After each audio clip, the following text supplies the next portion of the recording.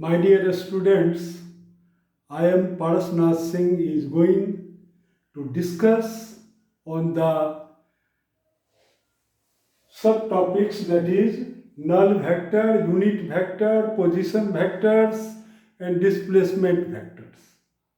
What are these quantities?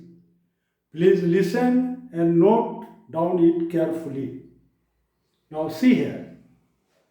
First of all, what is null vector? Null vector. It is also called your zero vector. Zero vector. Why? क्योंकि null vector वह vector है जिसका magnitude हो zero और इसमें सिर्फ यह direction देता हो और इसका डायरेक्शन भी अनसर्टेन है, कोई एक फिक्स डायरेक्शन नहीं, इसका कुछ भी डायरेक्शन हो सकता है। ये नहीं है कि नल वेक्टर जो है यह सिर्फ एक्स एक्सिस के अलोंग ही लगेगा, यह एक्स में भी लगेगा, वाई में भी लगेगा, जेड एक्सिस में भी एक्ट करेगा, यानी इसका डायरेक्शन जो है वह अनसर्टेन है। तो सबसे तो पहले इसका हम डेफिनेशन समझें। What is the null vector? Null मतलब आप समझते ही हैं जीरो, कुछ नहीं। तो null vectors are those vectors which have magnitude 0 but it only gives you direction, and here direction is here uncertain, that is it acts on a specified direction. Suppose it acts along x direction, y direction, z direction, therefore it has not fixed direction. Now what is null vector? You have understood it. यानी आपने इसको समझ लिया होगा कि इसका definition क्या है। तो ये जीरो मैग्नीट्यूड है और यह सिर्फ डायरेक्शन देता है। अब देखिए इसका कैरेक्टर क्या है जीरो वेक्टर का, यानी जीरो वेक्टर का प्रॉपर्टीज क्या होता है। प्रॉपर्टीज इसका ये है कि यह किसी भी वेक्टर के साथ, मान लीजिए ये वेक्टर ए है, इसमें जो हम जीरो वेक्टर हम ऐड कर देंगे तो ये हर हमेशा इस वेक्टर को यानी ए के नेचर को नहीं बदलता है, ये ए ही रहेगा। ए में से अगर हम माइनस कर दें जीरो वेक्टर को तो ये हमारा हो गया ए वेक्टर ही। और लेकिन अगर ए वेक्टर में हम जीरो को मल्टीपुल कर दें जिस जीरो वेक्टर को यानी नल वेक्टर को, अब ये इसको कर देगा जीरो। तो यह जो नल वेक्टर है यह जनरली हम लोग ओरिजिन को डिनोट करते हैं। सिर्फ और सिर्फ नल वेक्टर का सबसे एक्सप्लेनेशन है जीरो को यानी ओरिजिन को एक्सप्लेन करने में। अब जैसे देखिए आप एग्जाम्पल से आप तुरंत समझ जाएंगे। जैसे देखिए ये देख लीजिए a plus zero vector equal to क्या होगा A vector, A vector minus zero vector equal to A vector, A vector into zero vector equal to zero. देखिए यहां पर अब इस बात को समझिए कि ये क्या कहता है। ये कहता है कि जैसे मान लीजिए कि कोई भी एक ये लाइन है हमारा, ये है इसका ओरिजिन। देखिए ये है हमारा 1 मीटर, ये है 2 मीटर, ये है 3 मीटर, ये है 4 मीटर, ये है 5 मीटर, ये है 6 मीटर। अब हम कहते हैं कि ये जो कोई पॉइंट है यानी 6 मीटर पर कोई पॉइंट है तो इसका कोऑर्डिनेट क्या है? तो कोऑर्डिनेट है 6 0, ऐसे हम लोग लिखते हैं क्योंकि ये एक्स एक्सिस है हमारा, वाई एक्सिस पर इस पॉइंट का पोजीशन क्या है? 0। अब इसको हम जैसे ये 6 मीटर पर है लेकिन ये आपको कोऑर्डिनेट में हमने लिखा 6 0। अब चलिए इसको वेक्टर में हम कैसे रिप्रेजेंट करेंगे? तो वेक्टर में हम ऐसे रिप्रेजेंट करेंगे कि ये मान लीजिए यहां से लेकर के यहां तक ये है आर वेक्टर सपोज, तो आर इक्वल टू क्या होगा? तो आर इक्वल टू या एक्स मान लीजिए, कुछ भी मान लीजिए आप, तो दिस इक्वल टू देखिए अब हम लिखेंगे 6 क्योंकि ये 6i है along x डायरेक्शन। अब माइनस, क्योंकि ये हमारा है final position minus initial position, sorry minus initial position आ रहा है ये, या इसको हम ऐसे भी कह सकते हैं कि this is your X F minus X I, यानी एक्स डायरेक्शन में final position minus initial position.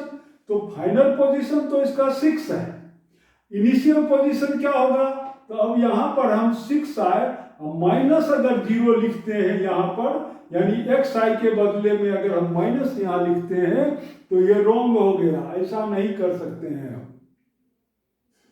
क्यों नहीं कर सकते हैं, क्योंकि किसी भी वेक्टर क्वांटिटी में से हम स्केलर को माइनस नहीं कर सकते हैं। इसलिए हमको क्या करेक्ट वैल्यू क्या होगा, तो यहां पर करेक्ट हमको इस तरह से लिखना पड़ेगा, this equal to 6i minus 0i, ऐसे। अब ये मेरा हो गया। अब आप जानते हैं कि किसी भी वेक्टर में अगर हम 0 वेक्टर को माइनस कर देते हैं तो बाहर हमेशा वही वेक्टर रह जाता है ए ही, इसलिए ये हमारा हो गया 6i। देखिए इस नल वेक्टर का ये इंपॉर्टेंस है कि आप मेजरमेंट कहां से कर रहे हैं, तो आप 0 से कर रहे हैं, यानी ओरिजिन से आप कर रहे हैं। अब ओरिजिन का जो वेक्टर है उसी को हम लोग कहते हैं नल वेक्टर और 0 वेक्टर, क्योंकि ओरिजिन तो एक पॉइंट है, ये पॉइंट है तो इसका कोऑर्डिनेट है 0 0। अगर मान लीजिए ये तो एक्स डायरेक्शन में हम बताएं, मान लीजिए इस पर वाई डायरेक्शन में हम 10 मीटर मूव कर गए, ये हमारा वाई फाइनल पोजीशन है, और वाई इनिशियल हमारा है ये 0, और ये हमारा है 10 मीटर।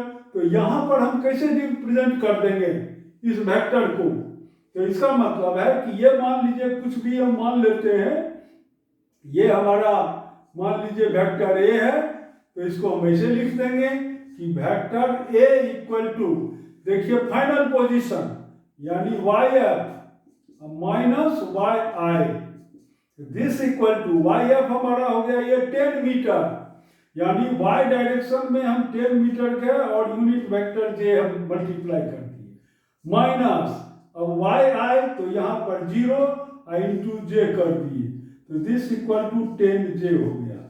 देखिए ये 10 जे मीटर, अगर ये मीटर में है तो मीटर में लिखेंगे, यहां भी हम मीटर लिख देंगे, सेंटीमीटर रहेगा सेंटीमीटर लिख देंगे। तो ये है इसका इंपोर्टेंस 0 वेक्टर का। 0 या कहिए नल वेक्टर, नल वेक्टर वह वेक्टर है जिसका मैग्नीट्यूड कुछ नहीं, सिर्फ ये डायरेक्शन स्पेसिफाई करता है कि किस डायरेक्शन में हम यहां से ये वैल्यू ले रहे हैं। जैसे यहां पर आपने लिया एक्स डायरेक्शन में, यहां पर लिया वाई डायरेक्शन में, बस इतना ही इसका वैल्यू है 0 वेक्टर का, यानी नल वेक्टर का। इट मीन्स इट हैज, हर हमेशा याद रखना है, it has 0 magnitude and its direction is uncertain, यानी डायरेक्शन इसका कुछ भी हो सकता है, एक्स एक्सिस में भी होगा, वाई में भी, जेड में भी होगा। ठीक है, तो यहां तक तो आप समझ गए हैं। अब चलिए देखिए नेक्स्ट हमारा है यूनिट वेक्टर। अब देखिए यूनिट वेक्टर क्या है, अब इसको हम साफ कर रहे हैं। अब देखिए unit vector, what is unit vector. देखिए यूनिट वेक्टर क्या है। अब है यूनिट वेक्टर में, इसको भी हम साफ कर देते हैं, एक एक करके हम डिफाइन करेंगे। तो यूनिट वेक्टर यानी those vector which have unit magnitude and it only gives direction, this is called the unit vector. Unit vectors are those vectors which have unit magnitude, that is magnitude is 1, unity मतलब 1, and it only gives you direction। देखिए तो कहने का मतलब यह है कि unit vector को हम लोग रिप्रेजेंट करते हैं, जैसे ए कोई वेक्टर है तो इसका vector divided by its magnitude, ये मैग्नीट्यूड हमारा है। कोई भी सॉरी यूनिट वेक्टर ऐसे हैट दे देंगे, इसको एक मिस्टर बना दिए हम, और this equal to vector quantity divided by its magnitude. इसको ऐसे भी लिखते हैं A vector divided by its mod. Mod मतलब ये इसको हम लोग कहते हैं मॉड या modulus. Modulus means magnitude. Magnitude देखिए ये है हमारा यूनिट वेक्टर, यानी इसका मैग्नीट्यूड है 1 और यह सिर्फ और सिर्फ डायरेक्शन देता है। नेक्स्ट देखिए, यदि ये हमारा है एक्स एक्सिस, ये है वाई एक्सिस और ये हमारा क्या है जेड एक्सिस। अब यूनिट वेक्टर को हम एक्स डायरेक्शन में आई हैट से डिनोट करते हैं, वाई डायरेक्शन में जे हैट से और जेड डायरेक्शन में के हैट से डिनोट करते हैं। इतना आपको याद रखना है। यानी अगर मान लीजिए कहीं पर लिखा हुआ है कि फोर्स इक्वल टू है 5 न्यूटन, तो इसका मतलब आप मान लीजिए कि ये जो 5 न्यूटन फोर्स लग रहा है वह एक्स डायरेक्शन में ही लग रहा है, वाई डायरेक्शन में नहीं, ना तो जेड डायरेक्शन में। सिर्फ और सिर्फ यह फोर्स जो है 5 Newton it acts along x direction. ये समझिए आप। जैसे ठीक है, और भी एग्जाम्पल हम देंगे, अभी आप इतना समझ लीजिए। जैसे 5 न्यूटन है अलोंग एक्स डायरेक्शन एक्ट कर रहा है ये। अब देखिए यूनिट वेक्टर का प्रॉपर्टीज क्या है। तो यूनिट वेक्टर का यह प्रॉपर्टीज है, फर्स्ट प्रॉपर्टीज है ये प्रॉपर्टीज ऑफ यूनिट वेक्टर। देखिए ये properties of unit vector. Unit vector का क्या प्रॉपर्टी है? तो फर्स्ट तो ये है कि ये it is a dimension less quantity. It is a dimension less quantity, यानी इसका कुछ भी डायमेंशन नहीं है, क्वांटिटी। क्योंकि डायमेंशन होने में क्या होगा कि इसका मान लीजिए कि हम अगर कह दें कि यूनिट वेक्टर का डायमेंशन है मीटर या किलोग्राम या सेकेंड या न्यूटन या मीटर पर सेकेंड, ये सब इसका यूनिट हुआ। तो यूनिट होगा तो डायमेंशन भी हो जाएगा इसका। अगर इसमें मास हो तो इसका डायमेंशन m हो जाएगा, लेंथ हो तो इसका डायमेंशन l हो जाएगा। तो ये कहता है कि ये डायमेंशन लेस क्वांटिटी है। इसका मतलब ये है कि कोई फोर्स हमारा है, ये फोर्स है 5 न्यूटन। इसमें हम I अगर लिख दिए तो I का अगर डायमेंशन मान लीजिए लेंथ हो, तब तो ये हो जाएगा 5 न्यूटन मीटर ना। क्योंकि अगर I का यूनिट हो और डायमेंशन हो, मान लीजिए लेंथ है, हम मान लेते हैं कुछ देर के लिए, वैसे ये डायमेंशन लेस है, इसका कोई यूनिट नहीं है। जिसका अगर यूनिट इसका लेंथ होता तब तो हम लिखते हैं इसको 5 न्यूटन मीटर, लेकिन नहीं, इसका कोई डायमेंशन नहीं है, ना तो इसका कोई यूनिट है। इसलिए 5 न्यूटन I का मतलब सिर्फ और सिर्फ है 5 न्यूटन अलोंग एक्स डायरेक्शन। बस सिर्फ ये डायरेक्शन के बारे में डिनोट करता है। देखिए therefore it is a dimensionless quantity, इसका कोई डायमेंशन नहीं है। इसलिए हर हमेशा यहाँ पर ये 5 न्यूटन है, यानी ये न्यूटन हमारा फोर्स है, इसका यूनिट हर हमेशा रहेगा, यानी डायमेंशन रहेगा mL/t-2। इसका तो कुछ डायमेंशन ही नहीं है I का, इसलिए हर हमेशा ये फोर्स ही रहेगा। कोई वेलोसिटी है, मान लीजिए ये वेलोसिटी है, ये हमारा है मान लीजिए 1 मीटर पर सेकेंड और along y direction, along y direction. तो इसको सीधा हम लिख देंगे कि 1 into j, बस ये हमारा हो गया मीटर पर सेकेंड। माने इसके इस यूनिट पर, इस डायमेंशन पर कोई इफेक्ट नहीं पड़ेगा।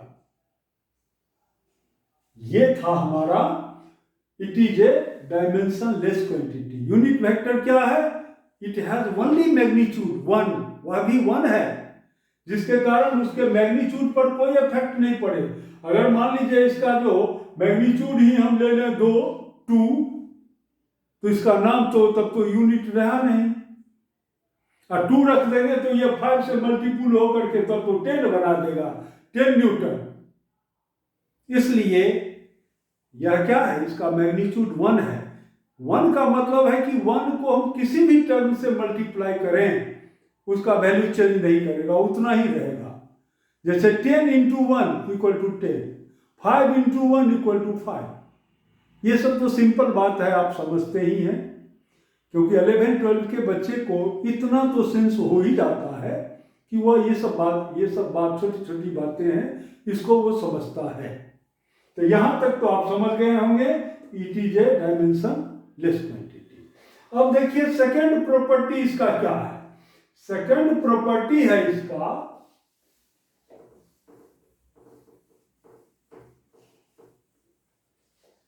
सेकंड प्रॉपर्टी देखिए, यानी एक तो हो गया ये डायमेंशन लेस क्वांटिटी। सेकंड क्या है, सेकंड है कि किसी भी स्केलर से, यानी स्केलर क्वांटिटी में, स्केलर क्वांटिटी में अगर हम यूनिट वेक्टर मल्टीपुल कर देते हैं, मल्टी इनटू यूनिट वेक्टर, तो ये बना देता है इसको, यानी इससे मल्टीप्लाई कर दिए तो ये अब वेक्टर क्वांटिटी बन गया, वेक्टर क्वांटिटी हो जाएगा। जैसे फॉर एग्जांपल मान लीजिए स्पीड है आपका, स्पीड है हमारा 10 मीटर पर सेकेंड, ये इतना। अब इसमें अगर हम आई से मल्टीप्लाई कर दिए, यानी ये अब हो गया वेलोसिटी। देखिए 10 इंटू आई कर दिए हम, इसका मतलब हुआ ये हमारा हो गया 10 मीटर पर सेकेंड अलोंग एक्स डायरेक्शन, यानी ये वेक्टर में बदल गया। देखिए ये चीज, यानी किसी भी स्केलर क्वांटिटी में अगर हम यूनिट वेक्टर को मल्टीप्लाई कर देते हैं तो मैग्नीट्यूड उसका उतना ही रहेगा, लेकिन उसका डायरेक्शन, यानी डायरेक्शन अब देना शुरू कर दिया, इसका मतलब है कि वह बदल गया वेक्टर क्वांटिटी में। तो ये दो कैरेक्टर इसका सबसे इंपॉर्टेंट कैरेक्टर था यूनिट वेक्टर का। अब देखिए हम यूनिट वेक्टर फाइंड आउट कैसे करेंगे। देखिए how can you determine the unit vectors, तो हम क्या करेंगे ये देखिए। जैसे मान लीजिए कि हमारा ये यूनिट वेक्टर, यानी कोई भी वेक्टर क्वांटिटी है, ये हमारा है 2i + 3j, ये देखिए। अब इसका हमको निकालना है यूनिट वेक्टर, तो हम क्या करेंगे, unit vector equal to vector divided by its magnitude. तो अब क्या करेंगे, इसको लिख देंगे यहां पर, यानी 2i + 3j डिवाइडेड बाय इसका मैग्नीट्यूड, तो √4, यानी इसका स्क्वायर प्लस इसका स्क्वायर, तो ये हो गया 9। तो दिस इज योर 2 अपॉन ये हो गया 13, तो ये √13 आई हो गया प्लस 3 अपॉन √13 जे हो गया। ये हमारा हो गया यूनिट वेक्टर। इस वेक्टर का डायरेक्शन ये देगा। इसका मतलब ये है कि 2/13, जैसे मान लीजिए इसको हम यूनिट वेक्टर में कैसे रिप्रेजेंट करेंगे, तो यूनिट वेक्टर में इसको हम ऐसे रिप्रेजेंट करेंगे, ये हमारा है एक्स एक्सिस और ये है Y axis. Suppose this is your Y axis, तो ये हमारा है 0 0। अब देखिए ये जो मेरा वैल्यू है, ये हो सकता है कि ये हमारा हो गया 2, ये ऐसे ले लीजिए, थोड़ा बड़ा लेके दिखाते हैं। ये जो पॉइंट है ये हमारा यहां से यहां तक, ये है 2/√13। और वाई एक्सिस पर ये है हमारा 3 डिवाइडेड बाय √13। ये मीटर हो सेंटीमीटर हो, यानी इतना यूनिट है, ये भी इतना यूनिट है जो भी हम यूनिट यूज कर रहे हैं। देखिए अब देखिए, अब इन दोनों को आप मिला दीजिए, ये तो ये जो डायरेक्शन हमारा हो गया, ये डायरेक्शन को शो कर रहा है कि इस डायरेक्शन में आपका ये वेक्टर एक्ट कर रहा है। ये देखिए, ये यानी 2/√3 और ये 13, और ये हमारा क्या हो जाएगा 3/√13 से लेकर के ये यूनिट वेक्टर हम बना दिए। इसका रिजल्ट ये है, यानी ये हमको रिप्रेजेंट कर रहा है। देखिए, this is your unit vector, यानी सिर्फ ये डायरेक्शन देता है। और भी देखिए, और भी एग्जाम्पल हम बता रहे हैं आपको यूनिट वेक्टर फाइंड आउट करने का तरीका। जैसे देखिए, नेक्स्ट एग्जाम्पल, ये सब एग्जाम्पल हमारा है, याद रखना है, सब लिखते चले। जैसे मान लीजिए ये हमारा है एक्स वाई एक्सिस, ये है एक्स, ये है X dash, X dash means negative, this is positive negative, ये है वाई यानी पॉजिटिव डायरेक्शन, ये है Y dash means negative direction. देखिए ये हमारा है ओरिजिन, ओरिजिन है। अब देखिए कोई भी वेक्टर यहां पर ए है, मान लीजिए this is the A vector and makes angle hair theta with your X axis. तो देखिए इस ए वेक्टर को हम कैसे रिप्रेजेंट करेंगे, तो यहां से एक परपेंडिकुलर यहां डाल दिए, एक परपेंडिकुलर यहां डाल दिए, तो ये मान लीजिए ये कितना होगा इसका। अब इसका देखिए प्रोजेक्शन यहां पर कितना होगा, तो ये हमारा हो जाएगा A cos theta x direction में, और ये हमारा हो गया ए साइन थीटा वाई डायरेक्शन में। इसलिए हम इसको लिख सकते हैं कि वेक्टर ए इक्वल टू हमारा हो गया A cos theta I plus A sine theta J. देखिए ये, तो देयरफॉर इट्स यूनिट वेक्टर, तो unit vector equal to vector A divided by its magnitude, तो दिस इक्वल टू, अब देखिए इसको ऐसे ही लिख दीजिए, A cos theta I plus A sine theta J divided by क्या होगा ए, यानी इसका ये जो है हमारा मैंने इसका तो मैग्नीट्यूड ए ही आएगा, क्योंकि कैसे आएगा मैग्नीट्यूड ए, इसको ऐसे भी हम लिख सकते हैं। तो देखिए कैसे आएगा, यानी इसका स्क्वायर यानी ए कॉस थीटा का whole square plus A sine theta का होल स्क्वायर, और उसका रूट ले लीजिए आप, तो इसमें से एक बाहर निकल जाएगा, तो ये क्या हो जाएगा A cos theta I plus A sine theta J divided by A common, क्योंकि अंदर में है तो ये ए स्क्वायर है, इस ए स्क्वायर में से ए आप कॉमन ले लीजिए तो ए, और देखिए cos square theta plus sine square theta equal to 1, तो इनटू हो जाएगा 1, तो ए एक कैंसिल हो गया, तो ये क्या हो गया, therefore unit vector of A equal to हमारा हो गया cos theta I plus sine theta J, this is the unit vector of A. ये this is your unit vector, कोई दिक्कत नहीं है। मान लीजिए कि कोई वेक्टर, अब दूसरा एक डायरेक्शन हम दे देते हैं, सपोज कीजिए कि यही ए या ये मान लीजिए ये हमारा है vector B and makes angle here 45 degree.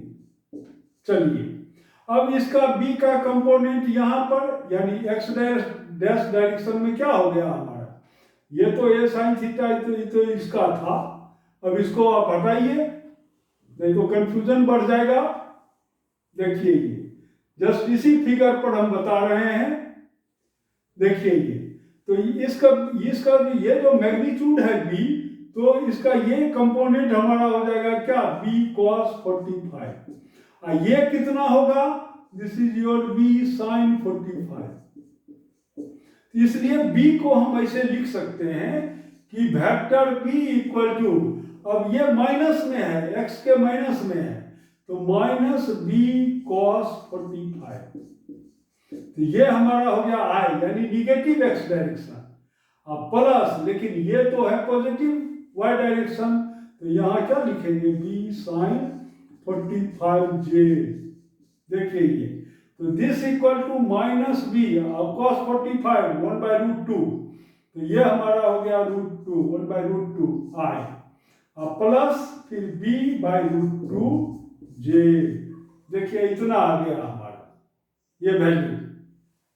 अब चलिए इसका मैग्नीट्यूड निकालिए, तो मैग्नीट्यूड कैसे निकालेंगे, तो रूट अंडर, अब इसका स्क्वायर यानी b/√2 का स्क्वायर, अब प्लस फिर b/√2 का स्क्वायर, तो ये कितना हो गया, ये b²/2 यानी ये कंप्लीट हमारा हो गया b²/2 अब प्लस b²/2, तो सीधा हो गया b² हमको, तो ये हमारा हो जाएगा b², यानी दिस इक्वल टू, ये रूट अंडर में है, तो ये क्या हो गया हमारा b², क्योंकि b² प्लस b², तो ये हमारा हो जाएगा, इसको जो हम ऐड करेंगे तो ये हमारा निकल गया b²। तो देयरफॉर अब चलिए आप ये वैल्यू निकालिए इसका, तो देयरफॉर b इक्वल टू क्या होगा, unit vector b equal to ये वेक्टर, तो ये वेक्टर हमारा कितना हो गया, तो ये हमारा हो गया minus b/√2 i plus b/√2j divided by, ये हमारा क्या निकला था, ये तो b² निकला था ना, तो ये यानी b हो जाएगा, तो ये हमारा हो गया b, तो देयरफॉर दिस इक्वल टू, अब देखिए -1/√2 i अब प्लस b कैंसिल हो जाएगा, तो प्लस 1/√2 j, यही हो गया इसका यूनिट वेक्टर b का। देखिए ये हमारा आ गया यूनिट वेक्टर, कोई दिक्कत नहीं है यहां तक।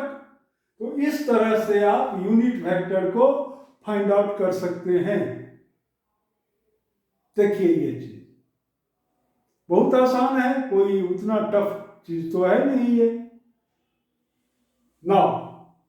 तो ये था हमारा यूनिट वेक्टर निकालने का तरीका, कि कोई भी वेक्टर है तो उसका यूनिट वेक्टर हम कैसे निकाल लें, यानी उसका डायरेक्शन हम कैसे निकाल लें, सिर्फ और सिर्फ ये देता है डायरेक्शन। फॉर एग्जाम्पल मान लीजिए कि वेक्टर ए इक्वल टू हमारा है 2y - 3j प्लस k, इसका यूनिट वेक्टर क्या होगा, unit vector equal to y, तो हम क्या करेंगे, unit vector A equal to vector A divided by उसका मैग्नीट्यूड a।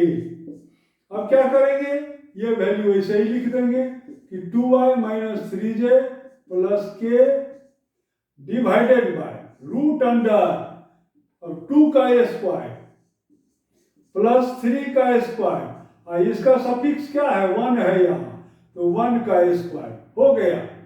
अब ये हमारा हो गया 2y - 3j plus k divided bye, ये हो गया रूट अंडर 4 प्लस 9 प्लस 1, तो 14 हो गया, इसको लिख दीजिए इसे ही, यही आपका आंसर हो गया यूनिट वेक्टर फाइंड आउट करने का। यही तरीका है हमारा,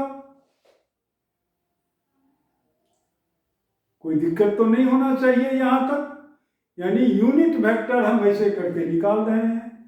अब एक मोस्ट इंपोर्टेंट फैक्टर आपको हम बताने जा रहे हैं कि यूनिट वेक्टर हम कैसे फाइंड करेंगे सर्कुलर मोशन में। नेक्स्ट एग्जांपल देखिए, नेक्स्ट एग्जांपल मान लीजिए कि कोई एक सर्कुलर पाथ है जिस पर पार्टिकल मूव कर रहा है ऐसे, यह एक सर्कुलर पाथ है जिसका सेंटर है O, और इसमें हमको यूनिट वेक्टर फाइंड आउट करना है। देखिए, और ये मान लीजिए कि ये हमारा है एक्स एक्सिस, और ये इस तरह से ये गया है, इसका ये हमारा है r वेक्टर r, यानी ये है रेडियस। देखिए it makes angle air theta. अब देखिए यहां पर यूनिट वेक्टर, दो यूनिट वेक्टर होगा, एक को कहते हैं रेडियल यूनिट वेक्टर और दूसरे को कहते हैं टेंजेंशियल यूनिट वेक्टर। क्यों?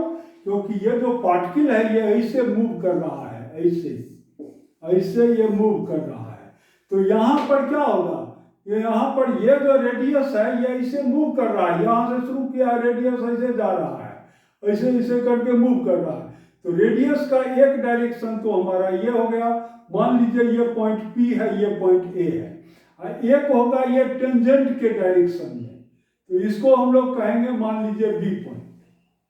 देखिए ये तो रेडियल यूनिट वेक्टर क्या होगा और टेंजेंशियल यूनिट वेक्टर क्या होगा, ये आपको बहुत बहुत इंपॉर्टेंट है, खास करके कॉम्पिटिटिव एग्जाम में भी आता है।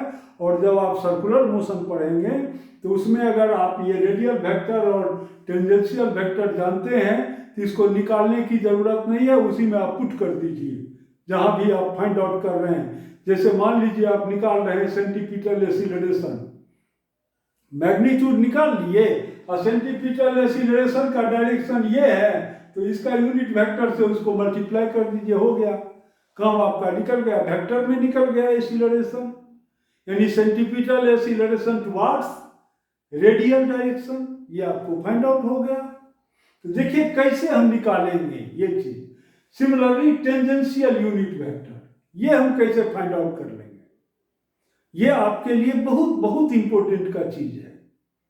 देखिए तो ये एंगल है थीटा, यानी पार्टिकल मान लीजिए ए पॉइंट से, ये कोई पॉइंट है मान लीजिए, ये तो हम दे चुके हैं, कुछ भी मान लीजिए या छोड़ दीजिए इसको, ये हमारा है एक्स डायरेक्शन। तो अब देखिए तो ये जो हमारा यूनिट वेक्टर है, यानी रेडियल डायरेक्शन में क्या क्या वैल्यू हमको आएगा, ये देखिए। तो इसको हम लिख सकते हैं कि OP हमारा है यूनिट वेक्टर, यानी ये डायरेक्शन है, इसको हम PA भी ले सकते हैं क्योंकि ये OP का डायरेक्शन ही है PA का डायरेक्शन। तो जो PA का डायरेक्शन होगा वही OP का भी डायरेक्शन होगा ये। तो आप इसको ऐसे ले सकते हैं, आप यहां से OP लिखें या PA लिखें, दोनों एक ही बात है। तो देखिए हम PA लिख के आपको बताते हैं कि PA का ये वैल्यू कितना होगा वेक्टर में। तो इसको हम ऐसे लिखेंगे, चूंकि यहां से यहां तक मैग्नीट्यूड तो आ रही है, क्योंकि ये सर्कुलर पाथ है, तो इसका मैग्नीट्यूड हर हमेशा आ ही रहेगा, सिर्फ इस रेडियस का डायरेक्शन बदल रहा है। अभी यहाँ पर है, फिर यहाँ पर होगा, फिर यहाँ पर होगा, फिर यहाँ, यानी ये जो रेडियस का डायरेक्शन बदल रहा है और कुछ भी नहीं है इसमें, मैग्नीट्यूड हर हमेशा आ रही है, याद रखें। तो देखिए PA को हम कैसे लिखेंगे, तो PA का मतलब हुआ कि PA, या ऐसे छोड़िए PA आप लिखिए ऐसे ही कि ये हमारा है R इक्वल टू, तो ये हमारा हो जाएगा R cos theta I plus R sin theta J। ऐसे अगर आप PA लेते हैं यहाँ पर, तब यहाँ पर ऐसे हमको लिखना पड़ता कि PA equal to PA cos theta I plus PA sin theta J, ऐसे लिखना पड़ता। आप कहेंगे क्यों लिखेंगे ऐसे, इसलिए लिखेंगे कि P पॉइंट पर एक हम फिर से x एक्सिस x डैश और y एक्सिस y डैश हम रिप्रेजेंट कर रहे हैं। देखिए y, तो ये एंगल हमारा है थीटा, इसका मतलब ये भी एंगल है थीटा। देखिए ये, क्योंकि ये अल्टरनेट एंगल्स हैं ये, इसलिए अब PA का ये कंपोनेंट क्या हो जाएगा, PA cos थीटा, और अलोंग x डायरेक्शन, तो देखिए PA cos theta I plus PA sin theta. अब इसका कंपोनेंट इस डायरेक्शन में हो जाएगा PA sin थीटा, या आप इससे काम चलाइए, ये एक्सप्रेशन ये एक्सप्रेशन दोनों सेम एक्सप्रेशन है, कोई अंतर नहीं है इसमें। तो देखिए कोई भी आप ले लीजिए, उसमें कोई दिक्कत नहीं है हमारा, ये भी ले सकते हैं, ये भी ले सकते हैं आप। तो नाउ तो आपको समझने के लिए हमने यही लिया फर्स्ट, क्योंकि जैसे ही आप यूनिट वेक्टर निकालिएगा तो PA सब कट जाएगा, तो ये PA का यूनिट वेक्टर दे देगा इस डायरेक्शन, कोई दिक्कत नहीं है।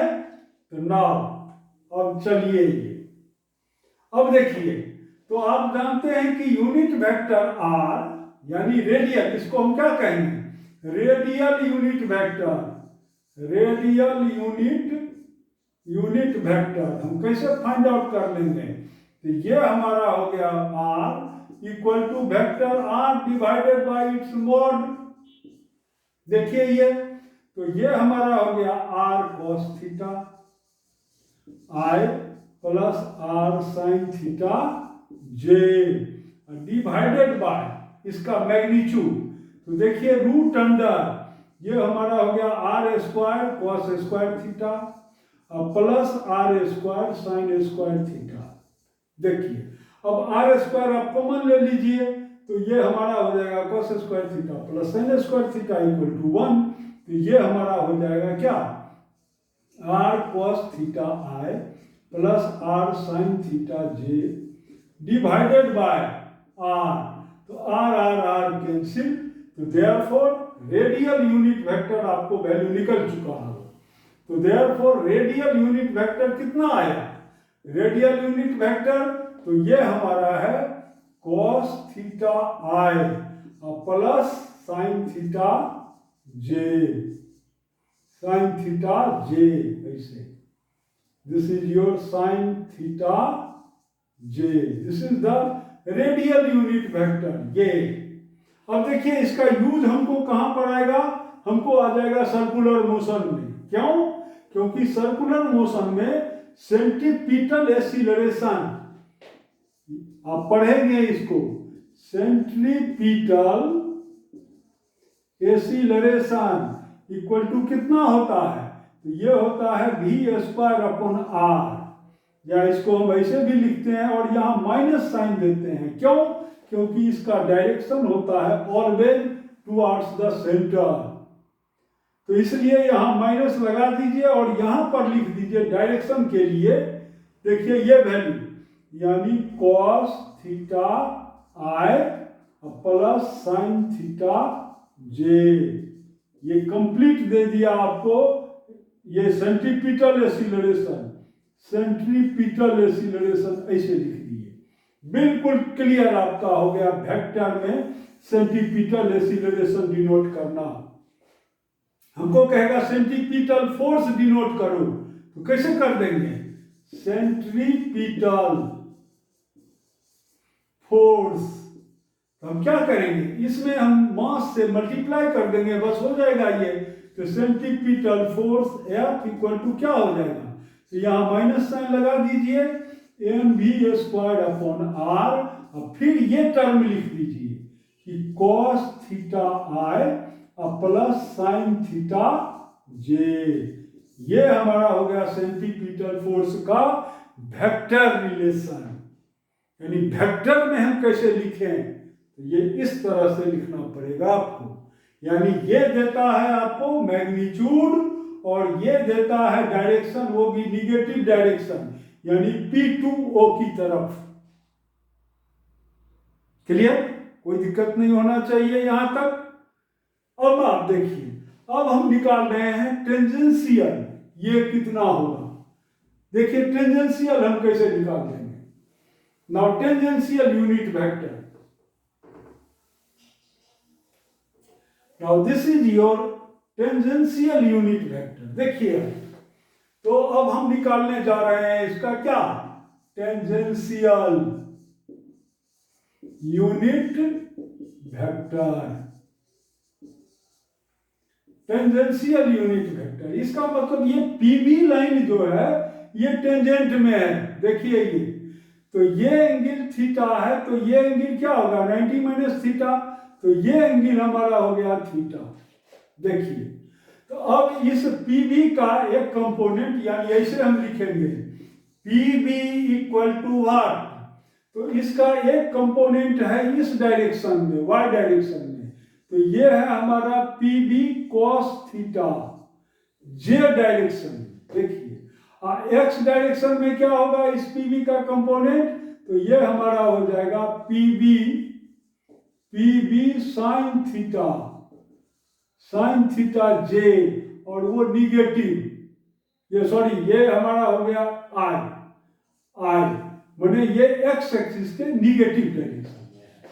देयरफॉर पीबी इक्वल टू ये हमारा हो जाएगा minus PB sine theta I plus, अब देखिए ये तो निगेटिव में है लेकिन ये तो पॉजिटिव में है, तो प्लस पीबी और कॉस थीटा जे। देयरफॉर यूनिट वेक्टर यानी इसको कहेंगे टेंजेंशियल यूनिट वेक्टर, यानी पीबी का पर हेट दे दिए हम, तो पीबी इक्वल टू सब पीबी कट जाएगा यहाँ पर, याद रखें जैसे तो पहले में हम किए हैं, या आपको ये भी करके हम दिखा देते हैं कैसे होगा। तो minus PB sine theta I plus PB cos theta J whole divided by, अब रूट अंडर ये हमारा हो गया इसका स्क्वायर यानी पीबी साइन थीटा का स्क्वायर, साइन थीटा का स्क्वायर अब प्लस पीबी कॉस थीटा का होल स्क्वायर, ये हमारा हो गया स्क्वायर। अब देखिए इसमें क्या बचा, पीबी स्क्वायर है अंदर में, तो इसको बाहर कर दीजिए तो हो जाएगा पीबी, और फिर बचेगा sine square theta plus cos square theta equal to 1। तो इसलिए पीबी पीबी सब कैंसिल हो जाएगा इसमें, तो आपको यूनिट वेक्टर यहाँ पर निकल जाएगा, यानी पीबी पीबी सब कैंसिल। तो ये आपका हो गया डिवाइडेड बाय पीबी, पीबी देखिए पीबी पीबी ये सब कैंसिल, तो ये हमारा क्या आ गया minus sign theta I plus cos theta J. देखिए ये यानी ये हमारा हो गया पीबी इतना, कोई दिक्कत नहीं है। अब चलिए अब इसका यूज देखें कहां पर होता है। यूज ये होता है कि अगर कोई बॉडी मान लीजिए यूनिफॉर्म मोशन में चल रहा है यहाँ पर, यानी उसका स्पीड हर हमेशा कांस्टेंट है, यहाँ पर है बॉडी का ये स्पीड मान लीजिए 2 मीटर पर सेकेंड, यहाँ भी 2 यहाँ भी 2 सब जगह 2 है, तब तो ये एक्सीलरेशन यानी टेंजेंशियल एक्सीलरेशन का वैल्यू यानी dv अपॉन dt ये हो जाएगा 0। लेकिन अगर ऐसा नहीं है, अगर मान लीजिए कि टेंजेंशियल एक्सीलरेशन जो है वह है बॉडी में, यानी dv बाई dt अगर 0 नहीं है, ये कहता है कि ये जो टेंजेंट में ये जो पार्टिकल भी इंस्टेंटेनियस वेलोसिटी तो भी ही है, तो अगर ये dv by dt is not 0 then तब क्या होगा, तब हो जाएगा टेंजेंशियल एक्सीलरेशन। कितना टेंजेंशियल एक्सीलरेशन, ठीक है। तो ये मान लीजिए t टाइम में ये अपना वेलोसिटी का डायरेक्शन चेंज कर रहा है, तो इसको तब हम ऐसे लिखेंगे कि dv बाई dt ये, अब ये वैल्यू हम पुटअप करेंगे उसमें, यानी उसका डायरेक्शन क्या है, तो minus sign theta I plus cos theta J. This is your tangential acceleration हो गया इस बॉडी का। देखिए इसका यूज ये है इस यूनिट वेक्टर्स का। तो यहां तक आप जरूर समझ गए होंगे, और को आप खूब मेहनत करें। नेक्स्ट देखिए, अब हमारा है पोजीशन वेक्टर क्या है और डिस्प्लेसमेंट वेक्टर क्या है। अब इस पर थोड़ा सा हम आपको समझाने की कोशिश करता हूं। देखिए कि पोजीशन वेक्टर क्या है और डिस्प्लेसमेंट वेक्टर क्या है। Now next is your position vector. देखिए ये पोजीशन वेक्टर ये क्या है, ये कहता है कि कोई भी पॉइंट है, मान लीजिए ये कोई पॉइंट है, ये है P, इसका कोऑर्डिनेट है 2 3, और ये हमारा है origin. Suppose this is the origin, this is your X axis, this is your Y axis. अब ओरिजिन से जो हम इसके पोजीशन को डिफाइन करेंगे, तो this is called the position vector. तो ये जो P पॉइंट है ये यहाँ से इतना डिस्टेंस पर है, तो कहने का मतलब ये हमारा हो गया R और इसका कोऑर्डिनेट है 0 0, कोई दिक्कत नहीं है। इसका इस P पॉइंट का कोऑर्डिनेट क्या है 2 3, इसका मतलब है कि ये यहाँ से यहाँ तक है 2 यूनिट और ये हमारा है y एक्सिस पर है ये 3 यूनिट, कोई दिक्कत नहीं है। तो अब देखिए इसको हम कैसे डिनोट करेंगे, यानी x एक्सिस पर हम देख रहे हैं ये 2 - 0 है और y एक्सिस पर 3 - 0 है, तो इसको हम कैसे वेक्टर में कैसे रिप्रेजेंट करेंगे, तो वेक्टर r इक्वल टू हमारा हो गया ये 2, यानी x एक्सिस पर है ये 2 और माइनस ये हो गया 0, क्योंकि x एक्सिस पर ओरिजिन क्या है 0, और इसको लिखेंगे I क्योंकि ये x डायरेक्शन में होगा, प्लस फिर ये यानी this vector plus this vector equal to this vector according to triangle rule. Triangle rule आप जानते हैं, ट्रायंगल रूल क्या है मैं फिर बता देता हूं। ट्रायंगल रूल कहता है कि अगर दो वेक्टर नोन हो, एक वेक्टर ये है, एक वेक्टर का डायरेक्शन ये है, तो this vector plus this vector equal to होगा ये हाइपोटेन्यूज का ये थर्ड साइड का vector, but in opposite order, यानी ये वेक्टर और ये वेक्टर इस क्लोज फिगर में बाहर से नहीं इधर नहीं मूव कर सकता है, इस क्लोज फिगर में ये दोनों वेक्टर मिल करके कैसा रोटेशन करेगा ऐसे, और इस क्लोज फिगर में ये r अगर मूव करना चाहे तो कैसे मूव करेगा, ये ऐसे, ये अगर r इधर जाएगा तब तो ये फिगर से बाहर निकल गया, इस क्लोज फिगर के अंदर ही इसको मूव करना है, तो क्या करेगा ये r ऐसे मूव करेगा जस्ट अपोजिट ऑर्डर, यानी r का जो डायरेक्शन है मूव करने का हम ऑर्डर लेंगे ये और ये जस्ट इसके reverse order, just opposite order में है ये। तो therefore r - 0i plus 3 - 0j, यानी r को हमने रिप्रेजेंट कर दिया 2i + 3j। This is called the position vector of the particle at the point P। कोई टाइम ले लीजिए, मान लीजिए टाइम हम दे रहे हैं t = 0, यानी t = स्टार्टिंग टाइम में बॉडी यहां पर है, उसका पोजीशन कोऑर्डिनेट क्या है, इसको कहेंगे पोजीशन कोऑर्डिनेट 2 3 को, और पोजीशन वेक्टर इसको कहेंगे पोजीशन वेक्टर, याद रहे this is called your position vector. लेकिन इसको हम क्या कहेंगे पोजीशन कोऑर्डिनेट, बच्चे इसमें कंफ्यूज करते हैं, इसको कहेंगे हम पोजीशन कोऑर्डिनेट और इसको हम कहेंगे position vector of P, position vector of P ऐसे, यानी ओरिजिन से इसका पोजीशन कहां पर है, इसको हम वेक्टर में कैसे रिप्रेजेंट करें, तो ये ऐसे हम रिप्रेजेंट करेंगे, कोई दिक्कत नहीं है यहां तक।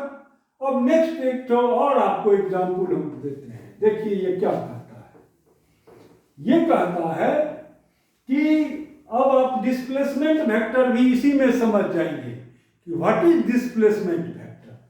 तो ये हमारा है कोई 2 डायमेंशनल स्पेस, मान लीजिए this is your x axis, this is your y axis, एक कोई पॉइंट है यहां पर P, इसका पोजीशन कोऑर्डिनेट है मान लीजिए 2 3, और दूसरा एक पार्टिकल है यहां पर Q, मान लीजिए ये है Q, इसका है हमारा पोजीशन कोऑर्डिनेट 4 और ये है मान लीजिए 6,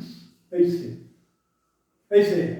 अब ये तो हमारा है ओरिजिन O, ये ओरिजिन है हमारा जिसका पोजीशन कोऑर्डिनेट क्या है 0 0, देखिए ये इसका पोजीशन कोऑर्डिनेट हो गया 0 0। अब इसका पोजीशन वेक्टर क्या होगा, तो ये मान लीजिए कि r1 वेक्टर है, तो r1 इक्वल टू क्या हम लिखेंगे, तो 2 - 0, तो 2 - 0 तो 0 छोड़िए 2i और प्लस ये हो गया 3j, देखिए ये क्यू वेक्टर का पोजीशन कोऑर्डिनेट क्या है, तो ये ऐसे आएगा, सॉरी थोड़ा सा इसको हम ऐसे करके लिख रहे हैं। देखिए ये हम R2 का वैल्यू चेंज कर रहे हैं तो फिगर बनाने में हमको ठीक रहेगा। ये मान लीजिए कि हम दे रहे हैं Q पॉइंट यहाँ, और इसको हम ले रहे हैं कि इसको ले रहे हैं जैसे 2, और ले रहे हैं इस पर y एक्सिस पर हम ले रहे हैं मान लीजिए 4 ये। तो अब देखिए इसको Q को आप मिला दीजिए यहाँ से, तो ये हमारा हो गया R2। तो R2 इक्वल टू व्हाट, तो 2 माइनस 0, तो ये हमारा हो गया 2 माइनस 0, यानी 0 हटाइए, ये तो आ ही जाएगा वैल्यू में, तो 2y। ये हमारा हो गया 4 माइनस 0, तो प्लस 4 माइनस 0, तो 0 को छोड़ दीजिए, तो 0j, इतना हो गया। यानी R2 इक्वल टू इतना हो गया, यानी देखिए ये R2 इक्वल टू हमारा हो गया यहाँ पर 2y प्लस 4j। देखिए तो this is your position coordinates of this P, and this is the position coordinate of position vector of Q। This is called the position vector of point P। This expression is called position vector of point Q। अब चलिए displacement vector मान लीजिए कि ये t1 time पर या t equal to 0 time पर यहां पर है, और ये मूव करके चला गया यहां पर। मान लीजिए t इक्वल टू 2 सेकेंड पर चला गया, ये यहां पर चला गया। तो अब ये डिस्प्लेसमेंट वेक्टर इस पॉइंट P का यहां पर गया ये, तो अब इसका डिस्प्लेसमेंट वेक्टर क्या होगा, तो मान लिया हम डेल्टा R होगा।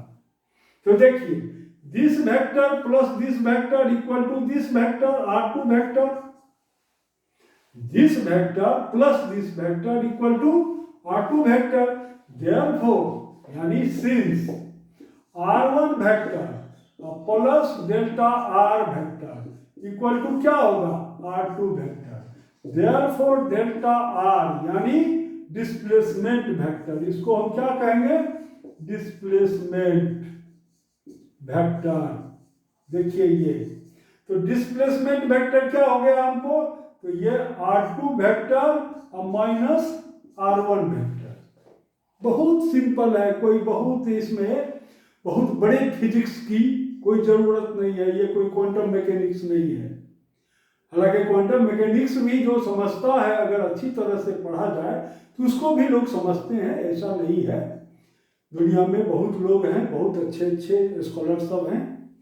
तो now here this is your R2, तो R2 में से यानी इसमें से इसको घटा दो।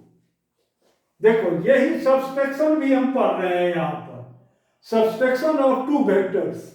देखो यानी फिजिक्स में क्या है कि कोई भी चीज है उसको जब स्टडी करना शुरू करोगे तो उसमें सब कंसेप्ट आ जाएगा। तो देखो R2 माइनस R1, तो R2 हमारा कितना है 2y प्लस 4j, तो ये हमारा हो गया 2y प्लस 4j, और इसमें से हम माइनस कर दें इसको, तो 2y प्लस 3j, तो ये हमारा हो जाएगा 2y प्लस 3j। देखो ये हमारा क्या हो गया, ये तो 0 हो जाएगा, 2y माइनस 2y, तो ये तो 0 हो जाएगा। तो ये कितना बचा, 4j minus 3j equal to simply बचा j यूनिट वेक्टर। इतना आ गया, कोई जरूरी नहीं है कि इतना ही आएगा। अब देखो नेक्स्ट हम एक और एग्जांपल तुमको बताते हैं कि जैसे मान लो जस्ट ये डिस्प्लेसमेंट वेक्टर आपको हम समझा रहे हैं कि डिस्प्लेसमेंट वेक्टर क्या है। देखिए जैसे मान लो कि ये हमारा है x एक्सिस और y एक्सिस। देखो ये, अब ये डिस्प्लेसमेंट वेक्टर क्या है, ये देखो कि मान लो कि ये कोई पॉइंट है P हमारा, और इसका कोऑर्डिनेट है 3 और 4, तो इसका पोजीशन वेक्टर यहां पर हो जाएगा, यानी ये मान लो कि R1 है, तो ये हमारा हो गया 3i प्लस 4j। ऐसे अब मान लो कि कोई पॉइंट है यहाँ पर Q पॉइंट, ये है पॉइंट Q। इसका पोजीशन वेक्टर हमारा है, ये है मान लो कि तुम 6 और y एक्सिस में यानी -6, ये तो माइनस में होगा ना, because this is x, this is ये x डैश, y डैश है, तो -6 और ये हम ले रहे हैं मान लो 8। यूनिट में है, मीटर हो सेंटीमीटर हो कुछ भी हो सकता है ये। तो इसका पोजीशन वेक्टर क्या हो जाएगा यहाँ से, क्योंकि ये है ओरिजिन, तो दिस इज योर 0 0 कोऑर्डिनेट है इसका। तो इसका पोजीशन वेक्टर हमारा हो गया R2 इक्वल टू -6 - 0 यानी -6 है, और 8 - 0 तो +8j। अब हमको कहेगा ये वेक्टर निकालो, ये वेक्टर मान लो ये वेक्टर ऐसे जा रहा है, कोई जरूरी नहीं है कैसे ही जाए। अगर हमको कहेगा आप निकालिए QP vector, displacement vector PQP, तो फिर डायरेक्शन हम ये देंगे। तो ये अभी मान लो ये हमको निकालना है, तो क्या करेंगे, इसमें से इसको माइनस करेंगे, इसमें से इसको माइनस करेंगे। अगर हमको ऐसे दे दिया कि फाइंड QP वेक्टर, तो क्या करेंगे, ऐसे देंगे, तो QP वेक्टर मतलब कि इसमें से इसको माइनस करना है। तो ना मान लो कि ये वेक्टर हमारा है, ये हमारा है PQ, तो इसको हम मान लिए डेल्टा R। यह Q पॉइंट कहीं भी हो सकता है, यहाँ यहाँ जहाँ भी दूसरे जगह भी हो सकता है। तो देयरफॉर अब चलो PQ वेक्टर, यानी इसका मतलब है कि ये वेक्टर प्लस ये vector according to triangle rule equal to होगा ये vector. Therefore R1 vector plus delta R vector equal to क्या हो गया, R2 vector. Therefore delta R equal to क्या लिखेंगे हम, R2 - R1। अब सिंपली हम क्या करेंगे कि इस वेक्टर में से ये जो पोजीशन वेक्टर है, इसमें से हम इसको माइनस कर देंगे, जो भी रिजल्ट आया वही हमारा हो गया डिस्प्लेसमेंट वेक्टर। बहुत आसान है। तो शायद आप यूनिट वेक्टर, पोजीशन वेक्टर और नल वेक्टर, डिस्प्लेसमेंट वेक्टर आप जरूर समझ गए होंगे। तो यही तो थ्योरी है, यानी थ्योरी का कंसेप्ट आपको डेवलप हो गया तो न्यूमेरिकल तो बनता ही रहता है, न्यूमेरिकल सब बन जाएगा, कोई ऐसा कुछ नहीं है न्यूमेरिकल में।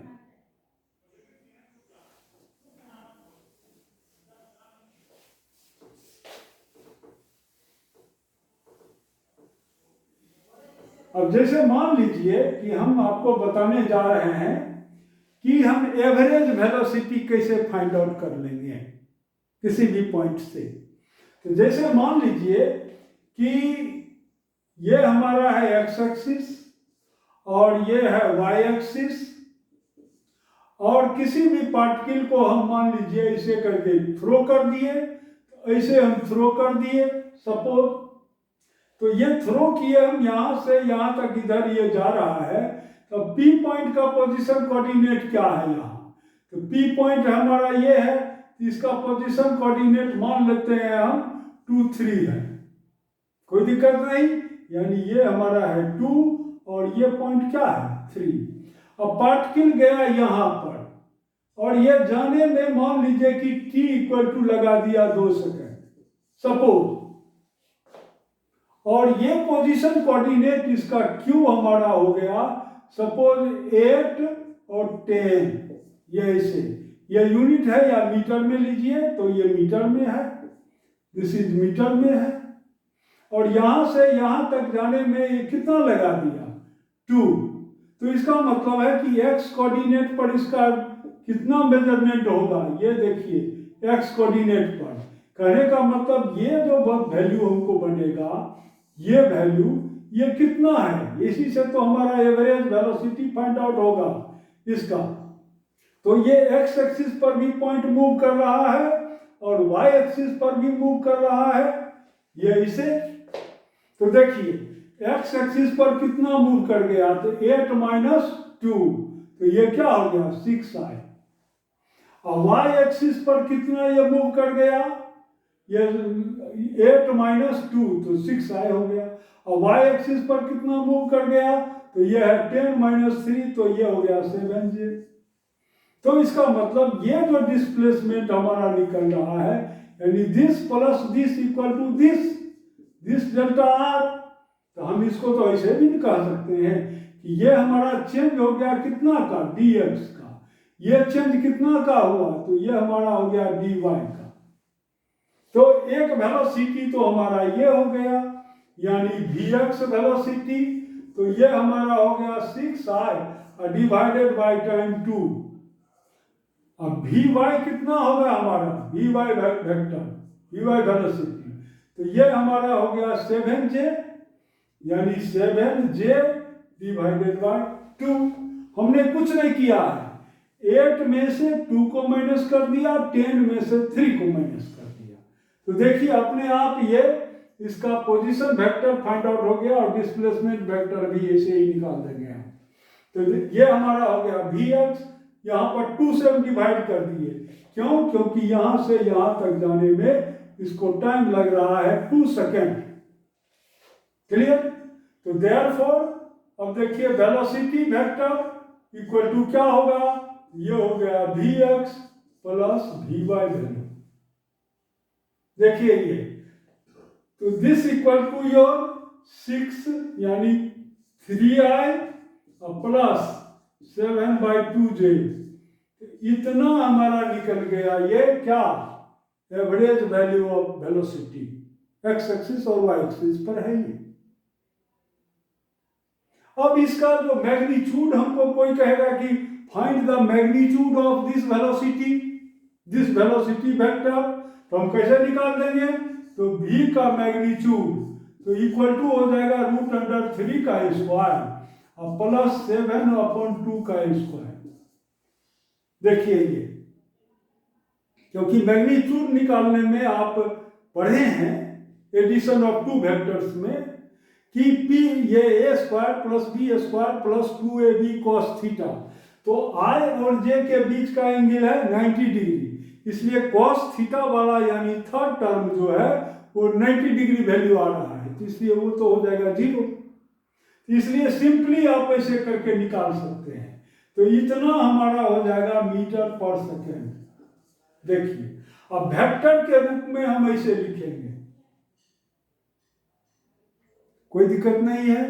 तो इस तरह से हम लोग पोजीशन वेक्टर, डिस्प्लेसमेंट वेक्टर क्या है, और इसको हमने एक्सप्लेन आपको किया। आप जरूर समझ गए होंगे, मुझे ऐसा विश्वास है कि बच्चे अगर मेहनत करें तो ऐसा कोई चीज नहीं है जो उनको समझ में नहीं आएगा। Very very thanks to watching the video. Thank you very much.